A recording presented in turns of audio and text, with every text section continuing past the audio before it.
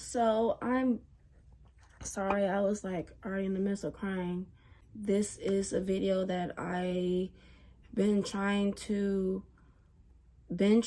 post, but just due to the simple fact of, or this is the reason why women don't ever speak up, is because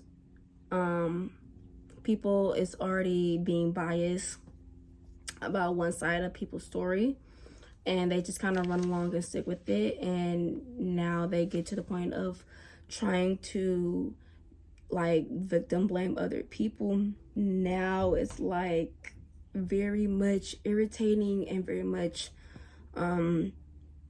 just very disheartening, because I tell my story and I just wanted people to kind of believe me, not even kind of, but just to simply believe me. And just to turn out, I'm getting threats about, not threats, but just saying that I'm lying, or I'm not telling the truth, or I'm doing this out of clout. None of this is for clout. This is about me being mistreated, being on the brink of suicide at almost at 8-9 years old till almost now. This is a story about how I got abused at my family's house, and then on top of my brother touching me, and how everyone basically kind of took turns of publicly humiliating me, and each of them like just almost took turns of just breaking me little like bits and bits of pieces. And so I'm gonna start off with basically my brother touching me, since this is how it got really started. I posted a picture. I posted this picture I'm about to put up here, that my brother sexually assaulted me. He touched me, and I'm gonna try to make this short, not too long as possible. And then I'm gonna get right into the more deeper details, which is me getting abused and how I ended up getting all of these injuries on my head for being abused. And this is something that I kept 4 years ago. Well, that's what it happened 4 or 5 years ago. That when it happened. And this is not no joke. This is something that actually just happened to me. This is real. This is from the Riverside County Family Court. They deal with this. For anyone else that has also been in foster care, you also get a court report, whatever the situation, the cause of the situation was. And you have CPS workers, county social workers. They write a statement, basically interviewing each person of what done happened. They evaluate what goes on, and they basically take it on to court, and they deal it with that. So I just wanted to talk about more on depths of how my brother abused me. I do want to mention their names real fast, just to out them out. The names, my brother name is Dion Robinson. And none of this is like, this is nothing like I would lie about. This is something that, this is what been continuously happening while growing up with my brother and the rest of my family in the household. And there's just been times, and numerous of times, where I just feel like I just been in a dark place, in a really, really, really dark place, and that I've been severely abused multiple times, where I felt like I was on the brink of wanting to die or wanting to just kill myself because of how my family treated me. And I just couldn't do it anymore. So I wanted to talk about, first off, is my brother. How that situation even started, about me saying that he touched me. So long story short, shoot, I always say that, but gonna be a little bit long. I was living in Los Angeles County in Altadena, California. I was born in West Carson, UCLA Medical Center, West Carson, Torrance area, where me and my twin brother was born. I went to, after being dropped off by my aunt, which is Shirley J. Webb, and she decided to take upon guardianship role alongside with her daughter Lisa Grant, which is up here. Lisa Grant and Shirley J. Webb. Shirley J. Webb, that's Lisa's daughter, whatever you want to call her name. She was also the person that caused the injuries on my head. To keep that on the side note. Also, I had, so with the situation with my brother touching me, sexually assaulting me, it started when we was living in Altadena, California. And that's when we started to, my guardians, they started to get King Gap funding only, which basically means that I was in foster care, but through other immediate family members other than my birth parents. So then, around that time, I was getting raped by my cousin's best friend, basically Lisa's son's best friend.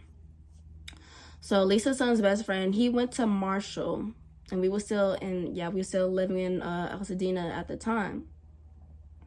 And I was in elementary school. And long story short, he would try to make sure that everyone that was in the house was like occupied, because he knew that my family do not like surveillance us, if that makes sense. They don't like, make sure if anyone's good or whatever and whatnot. Like, they literally be doing their own little thing until like whatever that comes up. So long story short, he'd been raping me since I was 6 years old, and he'd been taking me to the bathroom and talking about do you want to like do this to me, and whipping out his dick and making me like just do oral things to his shit. Anyways, he started to, and then on top of, after telling Lisa that I was getting abused, that from her son's best friend, it never was reported. She never reported it, and she still to this day was telling my younger sister, Beyonce Robinson, and I don't really get along with my sister as much anymore due to the fact of me outing my brother back in July. This past July. And she started to kind of like victim blame me and try to get into the business, or trying to be like, oh, you can't let this go, to like basically doing all that. And now after that, I just don't be in contact with her anymore, or at least try to, because like it's just mind-blowing to me that like I was like, I'm your sister. I don't know, family thing, principle things. I told Lisa that I was getting raped. She never reported it. So during those times, I was always getting angry and always getting hurt about what done happened, and the fact that like she said that she cares about me and stuff. When it comes to being in Black homes, we was always had to like obey them, or like if any type of like us speaking up or about our boundaries and stuff, it was like a form of like defiant or disrespect towards elders. And when I quoted that, because like they're always saying that I'm trying to respect their elders. And then but what's even more funny is that like they always, in common Black households, they always treat the boys better than the girls, which I don't know where that even stems from, honestly, but literally that's all I honestly know, and that just happens. Like, it happens. When that happened and she never reported it, just kind of years go on by, like, I was getting angry, feeling kind of mad a lot. I always get ridiculed for the way I was interested in, whether it's like the type of music that I was into or the way I dressed and all that stuff. So then growing up, like, I knew people were a lot envious of me and a lot jealous of me growing up. But back to where my brother and along the line, he touching me. So when we started living, my aunt Shirley Webb, she started to rent this house in Altadena. After the first house we actually moved into when me and my brother was first born. And that was the second house before we had actually moved to the 2-story house that my aunt has now in Moreno Valley. So in Altadena, in the rent house that we had living in, I remember it like it literally happened yesterday. And my brother had asked me if no, I was on the couch and he asked, like I was laying down and he was on the other end, and he was like, can I give you a massage? And I was like, okay, like, go ahead, like, or no, he was like, can I scratch your back? Right? And then he will, like, and I say yeah, and then I'm like, why is he going a little bit further down than usual? Like, he's finna touch my ass at this point. So like, at that point where I felt like, I thought, like, because growing up and going to school, I was always told that, why don't you get along with your brother, or why don't, like, you and your brother talk or nothing like that. And then so I thought it was like a form of him touching me. I thought it was a form of him trying to gain a relationship with me, only because I did want a relationship with my brother, and that's what I thought. Like, him saying that to me, or him trying to give me a massage or scratch, whatever, I thought was him trying to form some type of relationship. And you gotta give me, like, the benefit of the doubt, because the way that the sexual assault had happened to me when I was 6 years old, they had swept that under the rug. So they go abide by that. Whatever stays in this house stays in this house, right? But like, if you got in trouble with one of them, all of a sudden they'll start telling their aunt and their uncle and whose cousins and whatever cousins, and then next thing you know, we have some other family gathering. Next thing you know, I'm having cousin Elroy or cousin Tina or auntie whoever looking at me like I was damned to be hell or some or whatever. So like, just basically making me feel like I'm the bad guy. After like that even happened between me and my brother, it still continued on going into in high school. So when in high school, when we actually moved to the IE, and that was in 2011, we moved to Moreno Valley, and we went to Valley View High School in Moreno Valley. So when I went to Valley View, I knew, or even before I went to Valley View, we went to Mountain View Middle School. Okay, sorry. So all of a sudden we went to Mountain View, and we had went to and after we went to Mountain View, I just remember a time like I always ate my lunch in the bathroom stalls, because every time I always get like looked at or I'm bullied, because someone was talking about something, I got a peach fuzz, and this girl named Majule like was saying I had a peach fuzz along with this girl named Austin. And then when I went to high school, like I never liked this girl, like these girls like Brunique, Maya, Austin, like them bitches was weird to begin with, because like I knew Maya always had some weird stank towards me. Like, I don't know, like I knew I catched on to everyone who had like a weird stank attitude towards me for some reason. I don't know, but I just feel like a lot of people were jealous and envy, and that's why like I look kind of better than all of them right now anyways to begin with. So anyways, like I was saying, this is a story of how like I got abused and injured with the whole hematoma thing situation. I posted it so many times on my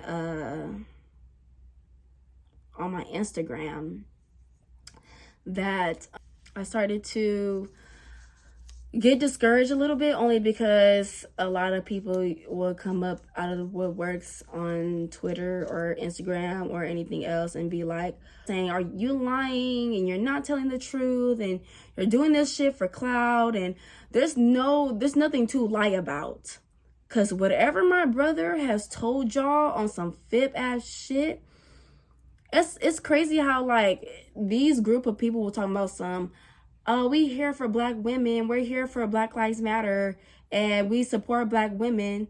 But when it comes down to your own sister, and you talking about some, I'm crazy, but no, you touched me, so you're the one that's crazy. That's when my cousin Lisa, who was also co-guardianship of me, that's when the whole, chaos of me getting injured and stuff. So I was going to summer school. I was a junior, and I wanted to get some credits early in or something like that. Oh, I was in my room, and Lisa was like, oh, come do the dishes. As I'm like already getting I'm already getting stressed from, I already like cleaned the kitchen, and I'm trying to stress it to her like I already cleaned the kitchen. So she was like, no, go come down. So of course, because there was multiple times where I just felt like I was just always in a dark space where like I felt like I was going crazy. Like I felt like I couldn't like understand why like they always punished me, why they always favored the boys, why they always treated them like different than me. You can ask multiple people that had came over. They remember me being locked up in my room from Lisa. Cause if I came out and I was gonna get my ass beat. Cause if she had locked me up in my room, I could never come out until it was time for dinner, or unless it's time to, like, as a fucking slave, like basically like a fucking slave. I just felt like I was in a dark place, and my Lisa and Shirley, every time they would go to another family member, or they'll say that, oh, I was lying about something, or I did this, or I did that, and then every time I heard about them talking shit about me or to another family member, it just made me even more angry, because you are like, these people are the most like the epitome of fucking contradicting, because how they swear up and down they go by whatever goes in this house stays in this house, be the main ones running it to the next family member about a child. It's one thing about going to an adult to another, like about another adult, but I was a whole minor at the time, doing whatever, like not doing whatever, but I just didn't put up with the bullshit.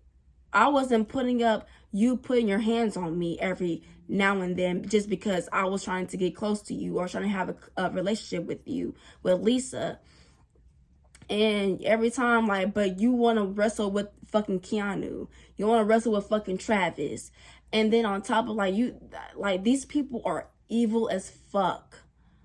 Like, they're, like, you know how crazy it is to me? Like, how crazy you can be to, like, you give birth to your son. Your son only has a speech impairment, right? But you put them on your taxes for disability so that you can get more money. Like, y'all literally based off of shit just because of fucking money. And how you really bought your son a car. You still don't have a license. He's like 31 now. He's 31, never ever had a job in his life. That's pretty sick. That's pretty sick if you ask me.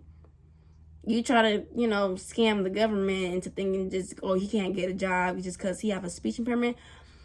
There's multiple people with even even more difficult disability than just a plain ass motherfucking speech impairment or just stuttering. But how you get away with not having a job almost all your life, but you have me, my twin brother, your youngest son, making us basically work our asses off to go. I don't know about them bitches, actually. I don't give a fuck about Dion or none of them bitches. But you expected me to work my ass off while you just handed your son a car? And you put him on your taxes as a disability. Then on top of you used him for money, bro. You talking about some, I love all of you guys. I love all of you guys. No, the fuck you don't, you crazy ass bitch. Oh my gosh, I never met someone so psychologically crazy as hell. Because at the same time, I told her, you do not love us because you have brought your son a car and you expect us to go work our asses off. And of course, we're gonna be like, you love him more than us, because that don't make no sense. It don't add up. You can't live in a house and you saying that you equally love us, and you handed your son a car who still don't have a license, but you use that car though. I don't know. You and your fake ass husband use that car. And then on top of, like, I don't even get into that too much, but I was mostly talking about how she had charged me with a chair, right? Lisa charged me with a chair, and that's how it got heated into the argument and stuff. And then CPS had took me away. But I wanted to get more deep into about how much my brother had lied, how much my brother and my family had contributed into basically throwing me under the bus, saying that I'm the one starting the fights. I'm the one that was initiating everything. But in all honesty, y'all was not figuring out why I did what I did. Everybody wants to blame somebody of like what they're doing, but never ask why they did what they did. People love to prejudge somebody, and y'all don't even, like, it's crazy because they never hung out with me. None of his friends hung out with me. And these group of like boys that my brother had hung out with, and they're called 22, trying to like put the IE on the map, and I don't get that shit. But anyways, they was like every time I came to school, one of my brother's friends had like, they're really misogynistic. Like, they made fun of girls in high school to think that shit was funny. And I was one of their victims. And my brother had literally watched his friend pull my headband down, because I am very sensitive about me having alopecia. And his friend had humiliated me in front of everyone at school, pulling my headband down. And then on top of, they be running onto Twitter, and they be posting about saying that I'm trying to be like Rico Nasty, or trying to like gain attention. And they knew what they was doing. They knew what was up. So it was weird to me how they tried to make it seem like I'm the one that's going like crazy and stuff. And they're the one that was really manipulating everyone at school, or any girl that they could have like manipulated with. So I just didn't like the fact that one of his football friends had came by to school one day, and his name was Seth.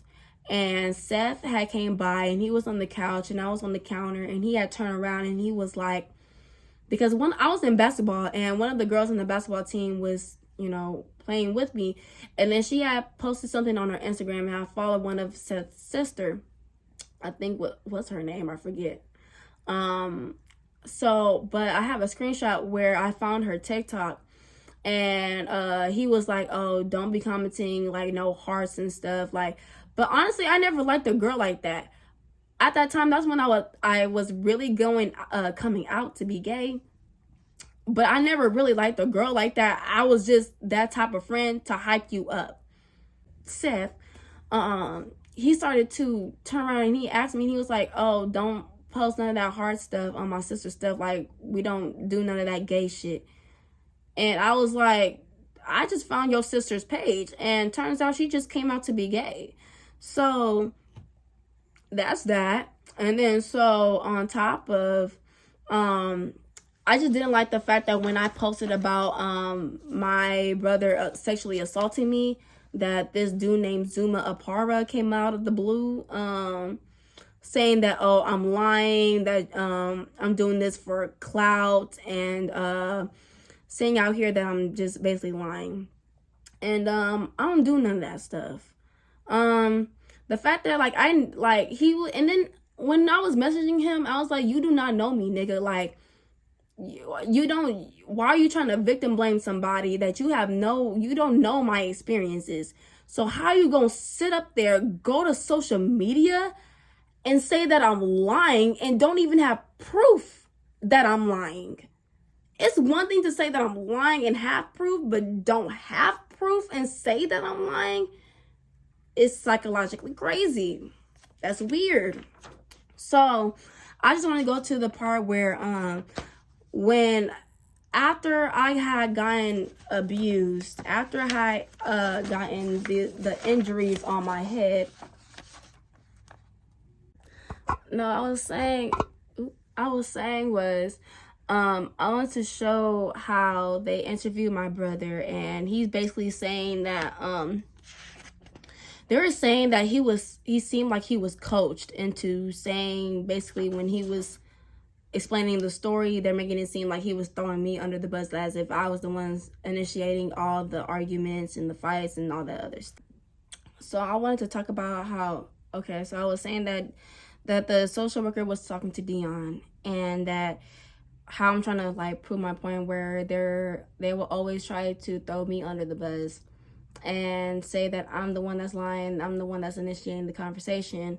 But the social worker, who actually is an expert at doing what they do, they as they was interviewing Dion, they said that it seemed like Dion was coached into saying that because of how much all the other people didn't like me in the house. So it was just weird and odd on their end. And still to this day, I just don't understand what I did was still wrong in their eyes, and still think that they think I'm weird. And just because I was outspoken, I didn't want to do because the things that I didn't agree with, like fucking hitting me every now and then, just because you didn't know how to fucking control your fucking anger, or know how to communicate the way you need to communicate to kids, instead of beating the shit out of them. And because there was, like, according to Dion lied when she previously told law enforcement that they were starving them. If I was locked in my room until, like, I was told to come out like a motherfucking slave, yes, I was starving until it was time to eat. Dion stated that Tion started cussing under her breath, and Miss Grant confronted her about what she said. And it was so crazy because he said that he wasn't there when the incident happened, but you're telling a story as if you was there when it happened. So he said that Alicia was only defending herself, then stated everything Miss Grant did was self-defense. How are you self-defending? How is a 40-year-old woman self-defending from a minor? Obviously, you clearly fucking won when you did that shit, all those injuries on my head. Everyone has the control of their own actions. It doesn't make sense to be self-defense from a minor versus a 44-year-old woman. The child, he states that is when Tion grabbed Miss Grant's hair. He stated that it was not until that time Miss Grant fell on top of his sister. He reports He reports it was Ms. Grant's husband and daughter who pulled them apart. Dion stated he was unsure how Tion sustained the bump on her forehead. Dion then said that the most important thing for you to know is that Elisa did not make physical contact with Tion, which is so weird because you don't know how the bump happened, but you also saying that I never made contact with that Lisa never made contact with me. So which one is it? Do you not know how I got the bump, or you know that none of us never touched each other? Like, it doesn't make sense. You know what I'm saying? Like, it's so crazy that how you guys would turn around and lie on me and saying that I'm lying. But when I'm showing actual physical proof that you're doing some shit that's out of the blue work weird, it's crazy. It's mind-blowing. So, he said then the most important thing you need to know is that Elisa did not make physical contact with Tion. The child then speculated that Tion could have possibly hit the wall when she fell. Dion's statements appear to be somewhat coached, as if someone told him what to say. So all of his points, his conversation with the social worker was no use, because your story had went from one thing to another to a whole nother different story. So who's really lying here? Are you lying? Because you're definitely lying. Will definitely prove my point that y'all been lying this whole motherfucking time. And the fact that I just wanted to out all those boys, 22, who's always been misogynistic, always had some type of issue to say something about me, or said something about me to the next person, whether y'all was speculating about me being gay, but though it was not your place. Dion and Darian and Keanu Henry, there's been multiple times where this boy, Keanu Henry, all of them had put their hands on me. Actually, recently, my brother, not recently, but last Christmas, I'll show a picture up here somewhere, or a video. Actually, I have the video. Dion and Darian had decided one day that I come to my aunt's house to go see my niece and my nephew, that I can no longer go see them due to the fact of how my aunt is really have that kind of colonizer fucking mindset about how the way I look and how the way I dress, and that I'm gay, and that she's afraid that I might give my niece the wrong information, or I shouldn't be teaching her about being gay, or you might show her, or I might turn her gay or something. So that's why I can't see my niece and my nephew. But when I did go see my niece and my nephew on Christmas Eve last year, guess what these niggas did? These niggas, Dion and Darian, decided that night on Christmas Eve, that I was actually with my sister Beyonce at the time too, that you might gonna see in the video, that I went to go see my niece and my nephew. They confronted me as if I was some stranger on the street, as if they was gonna put their hands on me. So actually, he ended up doing it. So Dion, I went to go see my niece and my nephew. Dion and Darian, I came outside. Actually, I heard them go outside. I looked on the side, outside across. There's a hallway, and I was in the kitchen counter sitting next to my niece and my nephew. And then you can see right outside the window that they're having a talk, a whole meeting. What should we do? So then they come back inside and they start to confront me. And then as they're confronting me, I'm like, you're not gonna confront me like this, especially inside this house. Cause I'm only here is to see my niece and my nephew. You only doing this cause there's no people around. And what you're not gonna do is put your fucking hands on me. So what he did was I pepper sprayed him because he decided. I started to record on my phone. Get in the car. Y'all stupid. Get in the car. You fucking stupid. You fucking stupid. Bro, you fucking stupid. You fucking stupid. And then Dion started to snatch my phone out my hand. And then decided to throw my phone. And that's when I took out my pepper spray and pepper sprayed the fuck out of him. Yep, because you're not gonna put your hands on me, like I said. So, after that, I just want to say that. And then, after that, it's just a long story of them, of the social worker taking turns of them saying their side of the story. Each of them have their own part of them lying. It just gets longer and longer. So I don't know, there might be a part 2 just to go in more descriptive of what they each individually said. I'm not making this up. This is simply of you guys lying and continuously lying. And especially as a Black woman in society, we're not protected. And you guys will continuously do that. Like you guys act like a fake activist.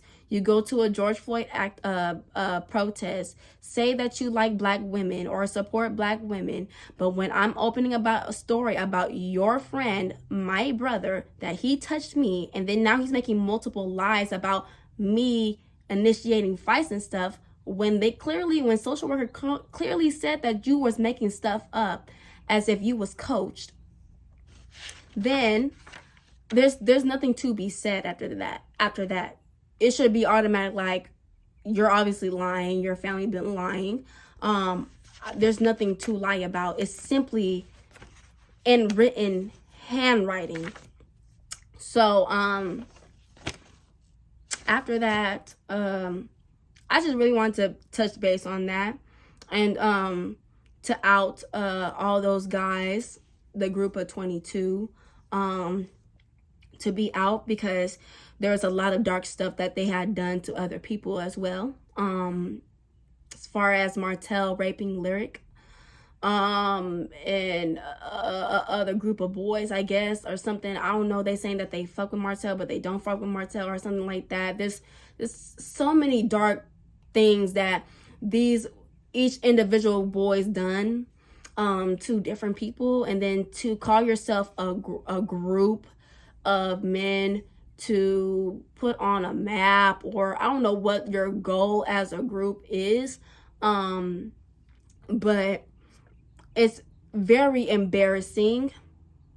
It's embarrassing to keep this group going still, knowing the fact that you never apologized or said sorry to any other individuals who have been a victim of pain and bullying, and you making them suffer in their own mental health. Like, it's very sickening. It's very sickening. So I just wanted to say that, and I wanted to put that story out there, that the group of 22 is full of shit and a full of misogynistic group of people. Zuma Apara, the main dude, he was the main one saying that I was lying, going on social media, that I'm going on here for attention. That's it. I just really thank you guys for watching the whole video.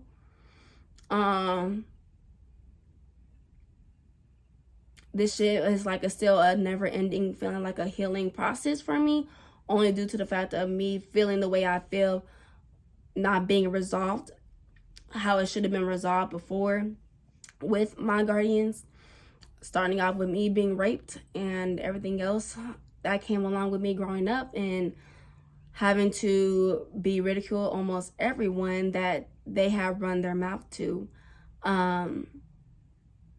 So yeah.